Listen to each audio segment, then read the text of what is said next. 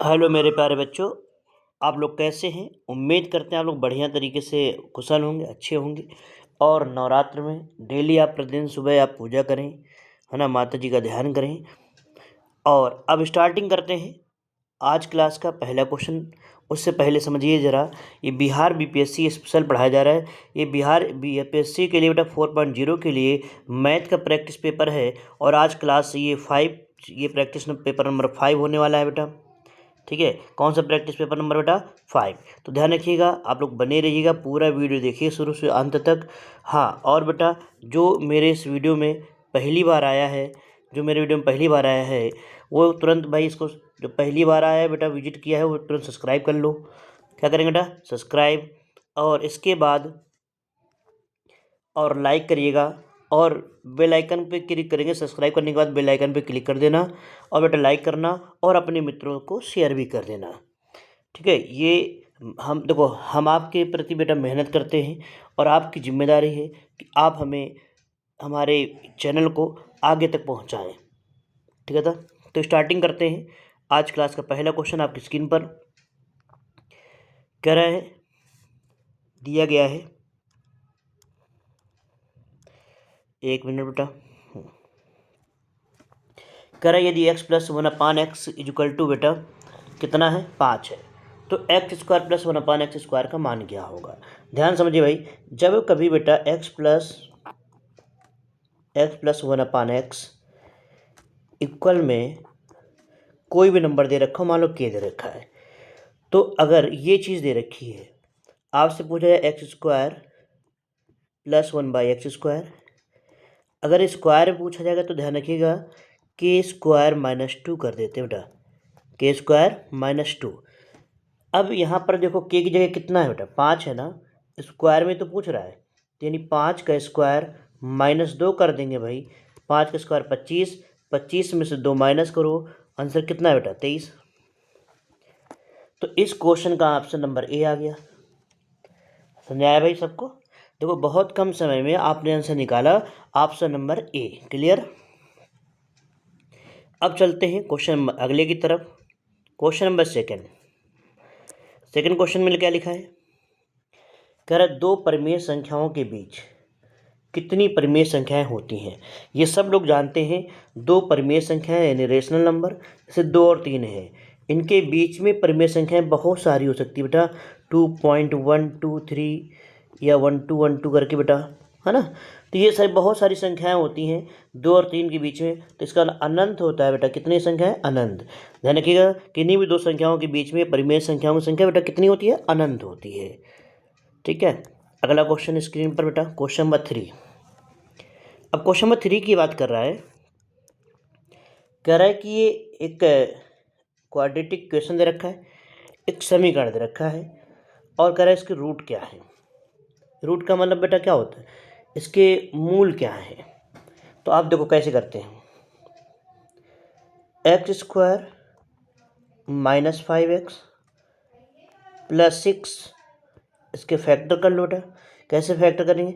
इस 6 के 2 ऐसे फैक्टर करेंगे कि जोड़ने घटाने पे क्या आ जाए? -5 आ जाए।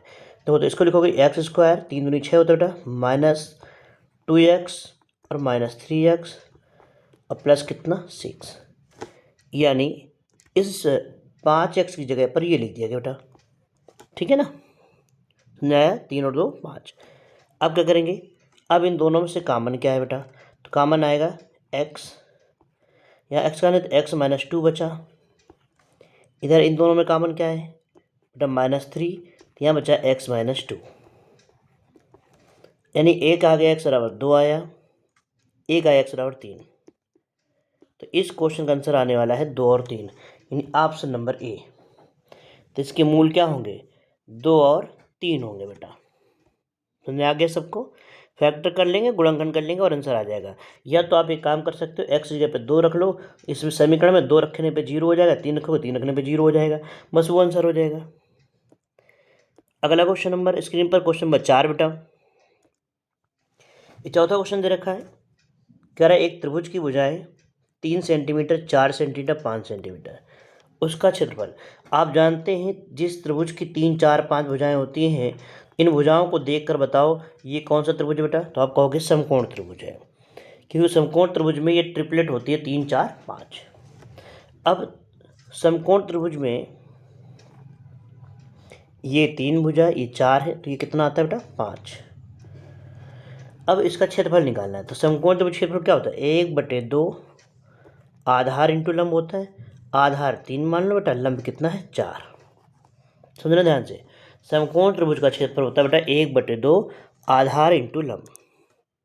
सॉल्व करो, 2 से भाग दो, 2 दूनी 4, 3 दूनी 6। आंसर आ गया 6 वर्ग सेंटीमीटर। 6 वर्ग सेंटीमीटर, ऑप्शन नंबर बी। तो ये क्वेश्चन नंबर 4 का ऑप्शन नंबर बी आ गया। ध्यान रखिए बेटा, ये तरीका है। अगला क्वेश्चन नंबर 5 स्क्रीन पर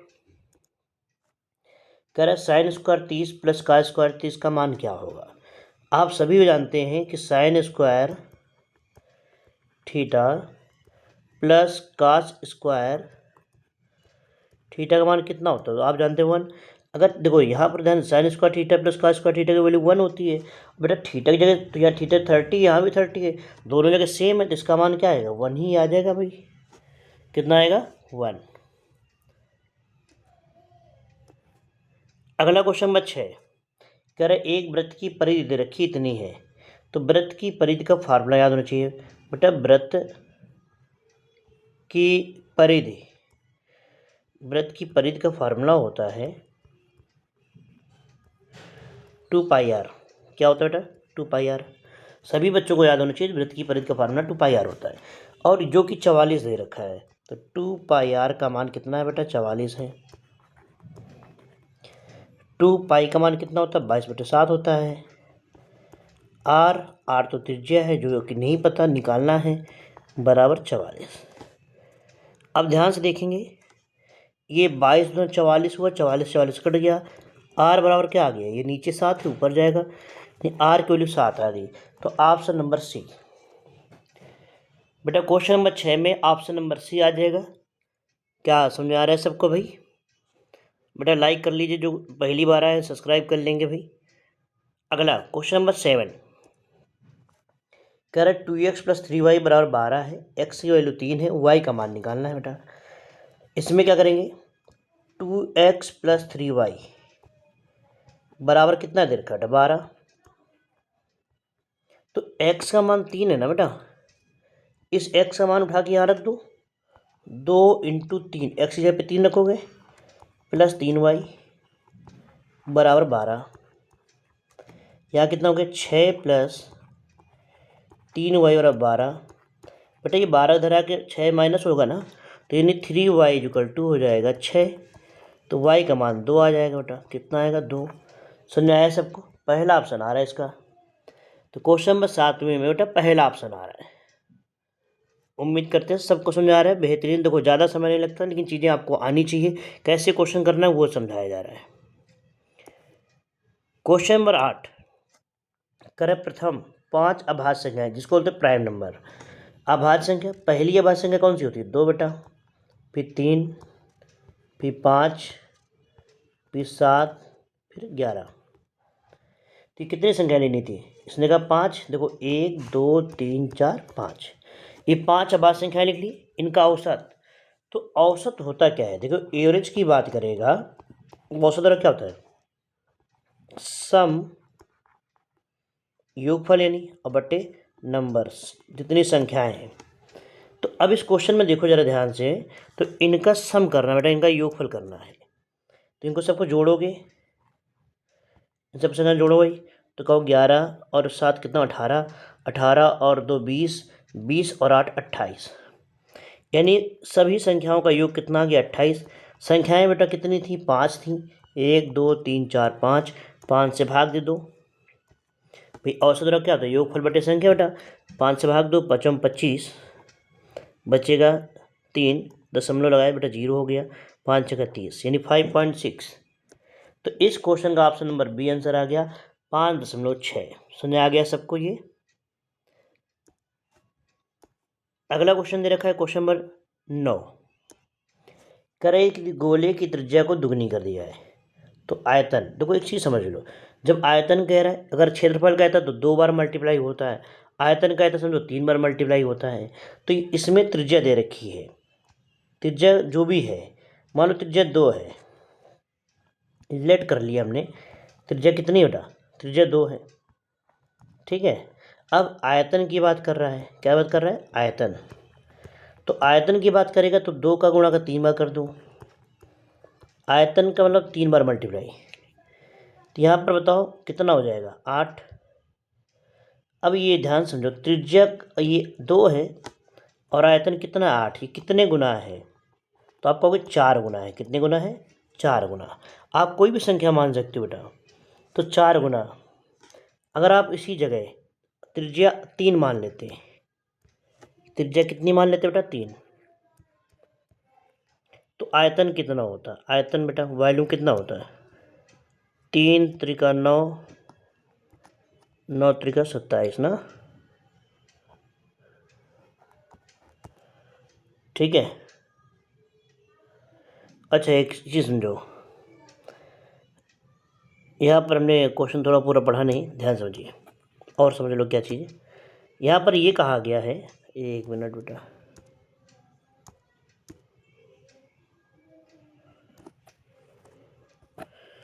हाँ इस क्वेश्चन में ये भी कह रहा है, ध्यान से, गोलिक त्रिज्या को दुगनी किया गया है।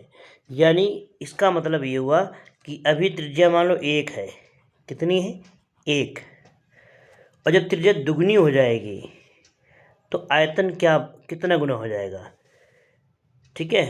तो गोले की त्रिज्या को लिखा है त्रिज्या दुगनी कर दी जाए, तो गोले की त्रिज्या देखो अगर 1 है तो आयतन तो 1 ही रहेगा, लेकिन अब 1 की दुगनी कर दी, कितना होगा, 8। तो ये बताओ कितने गुना होगा, ये 8 गुना होगा। तो इसका आंसर 8 गुना आएगा बेटा, कितना आएगा, 8। अच्छा एक काम करते हैं, अब इसी प्रश्न को बेसिक तरीके से देख लेते हैं। तो बेसिक तरीका क्या है, सबसे पहले यदि किसी गोले की त्रिज्या दुगनी कर दी जाए तो आयतन कितने गुना हो जाएगा। तुमने मान लिया कि त्रिज्या कितनी है बेटा, x, ठीक है, अभी कितनी है, तो अभी आयतन कितना आ जाएगा बेटा, तो गोले का आयतन क्या होता है, 4/3 पाई r क्यूब, पाई r की जगह बेटा x की पावर 3, ठीक। अब ये पहली कंडीशन है। दूसरी कंडीशन समझो, अब त्रिज्या क्या हो गई, दुगना, यानी 2x हो गई। अब आयतन निकालो बेटा, तो 4/3 पाई r क्यूब, r की जगह पे क्या रखोगे, 2x का क्यूब। जब यहाँ सॉल्व करोगे v बराबर आ जाएगा 4/3 पाई, यहाँ क्या हो जाएगा बेटा, 8x क्यूब हो जाएगा, नहीं हो जाएगा। अब देखो ध्यान समझना, अब ये बताओ बेटा, ये पहले आयतन ये था, दूसरी बार आयतन ये है, ये तो कट गया 4/3 पाई, 4/3 पाई, 4/3 पाई कट गया। अब बताओ पहले कितना था बेटा, ये यहाँ पर समझो x क्यूब भी कट गया, तो यहाँ पर क्या बचा, 1, और यहाँ पर कितना था, 8। देखो 1 और 8, 8 गुना ही तो है, तो इसका आंसर आएगा ऑप्शन नंबर सी, ठीक है। अगला क्वेश्चन बेटा, एक मिनट, ये क्वेश्चन नंबर हुआ था कौन सा भाई, इसके बाद क्वेश्चन नंबर ये हो चुका है, हाँ, और अगला है क्वेश्चन नंबर 10। बेटा क्वेश्चन नंबर 10 दे रखा है, इस क्वेश्चन करना है, समझो कैसे। क्वेश्चन नंबर 10 कह रहा है रूट 125 का सरलतम रूप, समझो भाई 125 का सरलतम रूप बेटा, ये सभी बच्चे कर लेंगे। 125 क्या लिखोगे भाई, 25 पंच 125 तो होता है बेटा, 25 × 5 लिख दिया। 25 किसका स्क्वायर होता है, 5 का, तो 5 बाहर आ गया, अंदर क्या बचा, 1√5 बचा, यानी इसका आंसर आ गया 5√5, 5√5 option number A. Option number A आ रहा है, ध्यान रखिए बी नहीं करना बेटा। क्वेश्चन नंबर 11 कह रहा है समांतर श्रेणी है, एपी सीरीज है, 10वां पद क्या होगा। देखो ए बराबर कितना है सीरीज में, 2 है पहला पद, डी पता है क्या होता है, इनमें डिफरेंस, 7 में से 2 गया 5, ठीक है, ए और डी का मान आ गया। 10वां पद निकालना है बेटा, 10वां पद निकालना है भाई। 10वां पद क्या होता है पता है, समांतर श्रेणी का, a+90, a+90। ये फार्मूला जिनको नहीं पता फार्मूला नोट करिए। Tn बराबर होता है बेटा a+n-1 इंटू डी, ये फार्मूला होता है भाई। यहाँ 10वां पद लिखा है a+90, ए की जगह पर क्या रखोगे 2 रखोगे, प्लस 9 इंटू डी, डी की जगह क्या रखोगे 5, कितना आएगा बेटा 9 × 45 और 2 47। तो इसका ऑप्शन नंबर बी आ गया। इस क्वेश्चन का ऑप्शन नंबर बी। क्लियर है, सबको समझा रहे हैं। तो क्वेश्चन नंबर 11 का भाई ऑप्शन नंबर बी आएगा। अगला क्वेश्चन नंबर 12 दे रखा है स्क्रीन पर। कह रहा है 2 समरूप त्रिभुजों के क्षेत्रफलों का अनुपात। देखो ये त्रिभुज समझो, जैसे त्रिभुज 2 त्रिभुज है, उनकी एक भुजा x है, या ऐसे समझ लो कि कह रहा है कि 2 समरूप त्रिभुजों का क्षेत्रफलों का अनुपात दे रखा है। ठीक है, कितना दे रखा है क्षेत्रफलों में अनुपात 16:5। उनकी भुजाओं में अनुपात क्या है, ध्यान रखिएगा। तो जब भी ऐसा कोई क्वेश्चन 2 समरूप त्रिभुज हो जाते हैं तो एक त्रिभुज का क्षेत्रफल मतलब ये a1/a2, दोनों त्रिभुज हैं अलग अलग, तो दोनों का जो क्षेत्रफल होता है ना, ध्यान रखिए दोनों भुजाएं जो होती हैं, एक भुजा ये जो इनका वर्गमूल होता है वो हमेशा भुजाओं के अनुपात के बराबर होता है। भुजाओं का मतलब ये हो गया, ये x1 भुजा है पहले वाली त्रिभुज की, दूसरे त्रिभुज की x2 है। ये ध्यान रखिए, जरूर याद रखिएगा कि 2 समरूप अगर त्रिभुज हैं तो उनके क्षेत्रफलों का अंडर रूट जो है ना, वर्गमूल जो है बेटा, वो भुजाओं के अनुपात के बराबर होता है। तो ये बताओ क्षेत्रफलों में कितना दे रखा 16:25, तो यहाँ लिखोगे अंडर रूट 16/25 बराबर x1/x2, जहाँ x1 x2 क्या है भुजाएं हैं। तो बताओ इसको सॉल्व करो कितना आएगा। तो ये किसका वर्ग, ये 16 है, 16 आ जाएगा 4 का वर्ग, तो x1/x2 आ जाएगा 4/5। यानी इस क्वेश्चन का आंसर आया 4:5। 4:5, ध्यान कि 5:4 नहीं करना बेटा, ऑप्शन नंबर सी आ जाएगा। समझ आया। अगला क्वेश्चन नंबर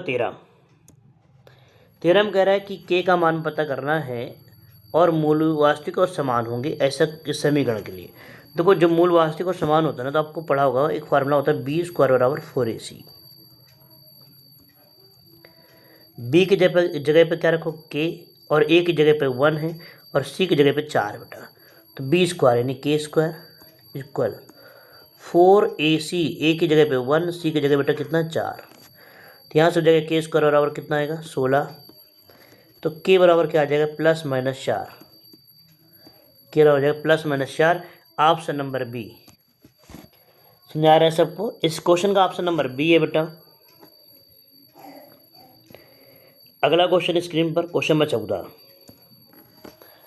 कह रहा है एक पासे को फेंकने पर एक सम संख्या आने की प्रोबेबिलिटी क्या है, प्रायिकता क्या है। देखो पासे में बेटा पहले ये बताओ टोटल नंबर कितने होते हैं, तो टोटल नंबर होते हैं 1 से लेकर कितने अंक 6 अंक। अब उसमें सम संख्या कह रहा है, सम संख्या आप जानते हैं 2 होती है, 4 होती है और 6 होती है।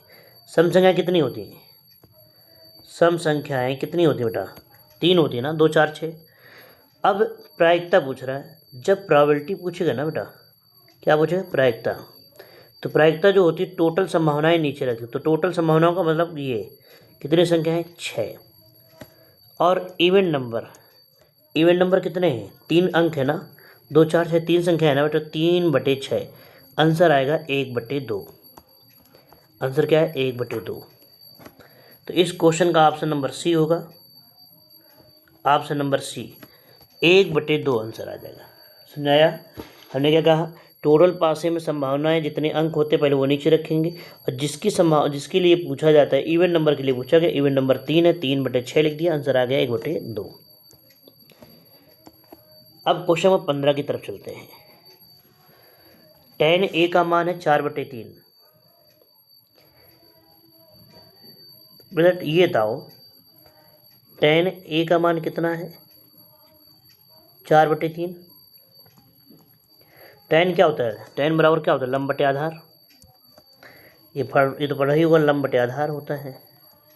तो ये देखो यहाँ से कर्ण लंब आधार, लंब 3, एक 3 है एक 4 है भुजा, तो जो कर्ण आता है कितना आएगा 5। अब ये तो पता है ना कैसे आया 5 आएगा भाई।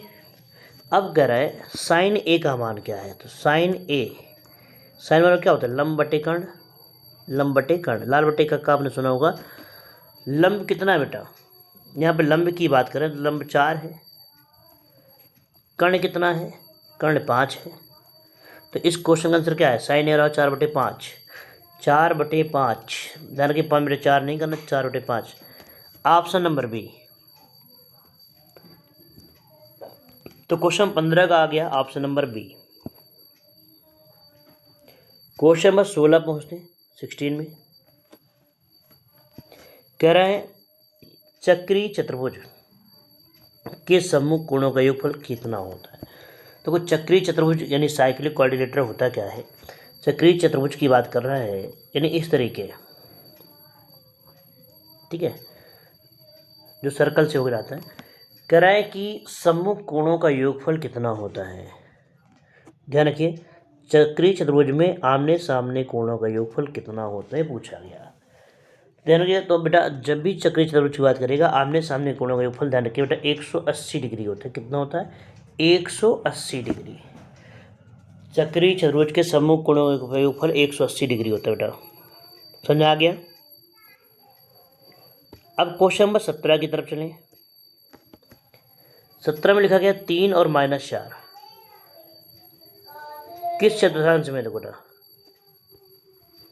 ये चतुर्थांश बनाते हैं, ये पहला होता है बेटा, ये दूसरा होता है, और ये तीसरा, और ये चौथा कोऑर्डिनेट होता है।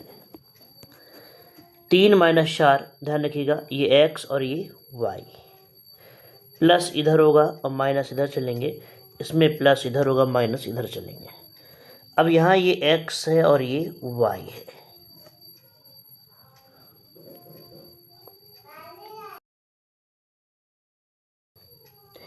देखो बेटा तो x का मान 3 है, y का मान क्या है, -4 है।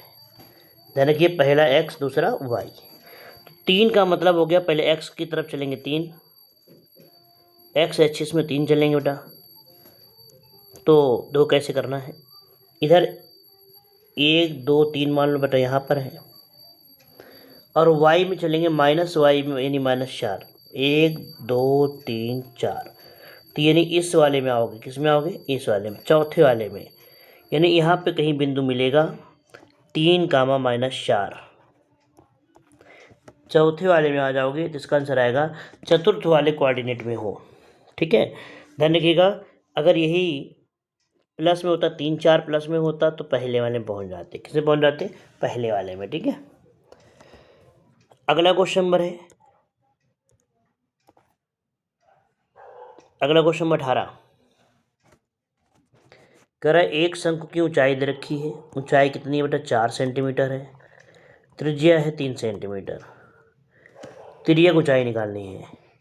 ध्यान रखिए बेटा शंकु की तिर्यक ऊंचाई निकालने का फार्मूला होता है L बराबर √h² + r²। जरूर नोट करिएगा शंकु की तिरछी ऊंचाई निकालने का फार्मूला होता है बेटा L बराबर √h² + r²। यहाँ से L बराबर लिखेंगे √h², h कितना है 4, 4 का स्क्वायर प्लस 3 का स्क्वायर। यहाँ से L बराबर हो जाएगा √16 + 9 यानी √25, और 25 किसका वर्ग होता है बेटा, 5 का। तो यहाँ से आंसर क्या आएगा, 5, यानी ऑप्शन नंबर सी आ जाएगा बेटा। ठीक है, फार्मूला जरूर याद रखिएगा, शंकु की तिरछी ऊंचाई का फार्मूला होता है, स्लैंड हाइट का फार्मूला होता है L बराबर √h² + r²। अगला क्वेश्चन नंबर 19 आपके सामने है। कह रहा है कि बहुलक, तो बहुलक यानी मॉड बोलते हैं इंग्लिश में बेटा, मॉड निकालना है, बहुलक निकालना है। बहुलक का मतलब वो तो वो जो संख्या है, बहुलक यहीं से समझ आ रहा है, बहुत बार संख्या जो रिपीट करे वो बहुलक होता है। अब यहाँ पर देखो जो ज़्यादा बार संख्या आई हो, आप देखो 2 कितनी बार आया, 2 आपको 2 बार आया है, 3 कितनी बार आया, 3 आया, 1 2 3 बार 3 आया, 3 संख्या कितनी बार आई है, 3 टाइम्स आई है, 3 बार आया है ना। क्या और कोई संख्या जो ज़्यादा बार आया हो इससे, तो आप देखोगे 3 की ही संख्या ज़्यादा है, तो यानी इस क्वेश्चन का आंसर आ जाएगा बेटा, 1 मिनट, देखो बेटा तो इसका आंसर आएगा 3। तो क्या आंसर आया? 3। 3 जो है 3 बार आया है, सबसे ज़्यादा बार यही आया है। अगला क्वेश्चन नंबर 20 है, जो आपकी आज की क्लास का आखिरी क्वेश्चन है बेटा। और जिन लोगों ने अभी तक लाइक नहीं किया, वीडियो को लाइक करिएगा। अगला क्वेश्चन क्या है? कर 2 की पावर x बराबर 32। देखो 2 की पावर x 32 को लिख सकते हो कितनी बार? 2 की पावर कितना टर्म? 5। तो x देखो जब बेस सेम होगा तो x1 कितना है? 5। x बराबर आ गया 5। इस क्वेश्चन का ऑप्शन नंबर बी आ गया। ठीक है ना? तो आज के लिए इतना ही। जय हिंद प्यारे बच्चों, मिलेंगे हम लोग अगली क्लास में। और अगली क्लास यानी कह सकते क्लास नंबर 5 के बाद जो है 6 में मिलेंगे बेटा। ठीक है ना? जय हिंद प्यारे बच्चों, आज के लिए इतना ही।